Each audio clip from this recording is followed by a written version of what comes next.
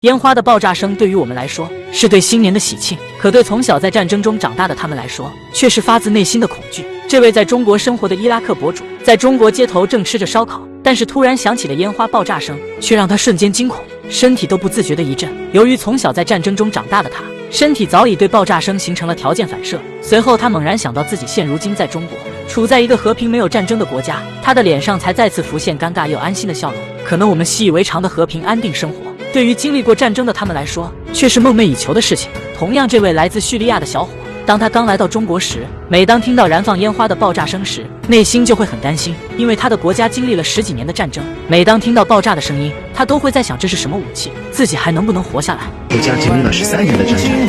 我记得我每次回到叙利亚的时候，听到爆炸或者子弹的声音，我们会很担心，因为不知道到底是究竟还活，或者突然我终于克服了好好的。同样来自巴西球队教练刚到中国时，量体温的瞬间反应竟然是举手投降。这种条件反射究竟是可笑还是可悲？那种发自内心的恐惧眼神，身处和平国家的我们可能永远不会懂。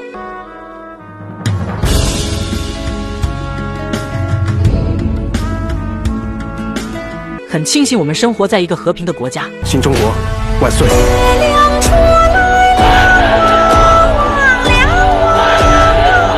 我们之所以不害怕鞭炮的爆炸声，那是因为先辈们替我们打完了几代人需要打的仗。外国人永远想不明白，很多国家在强大后都会去欺负弱小国家，唯独中国强大后依旧热爱和平，因为中国是世界上唯一一个从被侵略中彻底站起来的国家，因此更能体会到弱小的无助，更能明白和平的来之不易。当然，火药作为我们的4大发明之一，从一开始就不是用来侵略的，而是代表着和平，代表着喜庆与祥瑞。